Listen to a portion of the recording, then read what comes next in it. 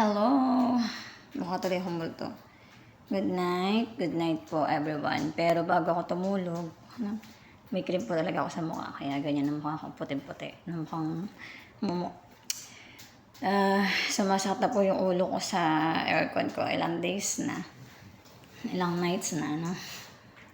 Sure ko lang, kahit ako lang sa inyo yung aircon ko na tumutulog. Gabi-gabi yan, ha? Hindi siya everyday, every night to. Kahit to. Yan yung nasa yung aircon. Kita ba? Ayan. Ayan, di ba? Kita yung aircon?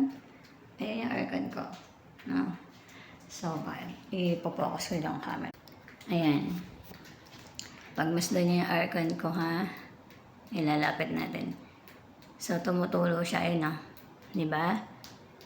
Ayan. Then, doon yung tulo niya is, ayan. Yan. Yung aking shalwal.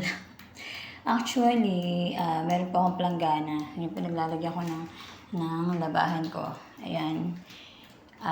Yan yung pinansahod ko kagabi. Napuno po ng tubig yan. Katatapon ko lang kasi kailangan kong maglagay na ng tubal para sa lalabahan ko bukas. Ayan, nakalat ko ng kwarto ko. Maganda po tingnan. Ayan.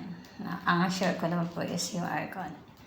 Yung aircon lang naman po talaga yung focus ko dito. At hindi yung makalat kong kwarto. Tingnan niyo. Babae ba nakatira dito? Ayan. Diba yung mga staff ko. Ayan yung mga pampaganda. Kita mo na. Sa aircon. Aircon po tayo, di ba? Ayan. Pero malamig naman siya. Malamig naman actually. Malamig naman talaga yung lumalabas. Kaya lang, grabe, hindi na ako masyadong makatulog dito. Gabi-gabi na lang, no? Pinoproblema ko to. Kailangan ko na tong, ayun, no? Dumadami na yung tulo niya. Kasi naman, kung ano na mga pinakikita ko kanina, eh. Yan, di ba? Kitang-kita nyo yung tulo. No? Buti lang yung aircon lang po yung may tulo. Hindi yung nagbibidyo. Ayan. So, siguro na-miss nyo ako ngayon lang ulit ako nag-video for my vlog. So, lumalabas yung teeth, nakakahiya, lumalabas yung teeth, yung mentos. Yun. Sure ko lang po na sumasakit ang ulo ko sa aircon ko gabi-gabi.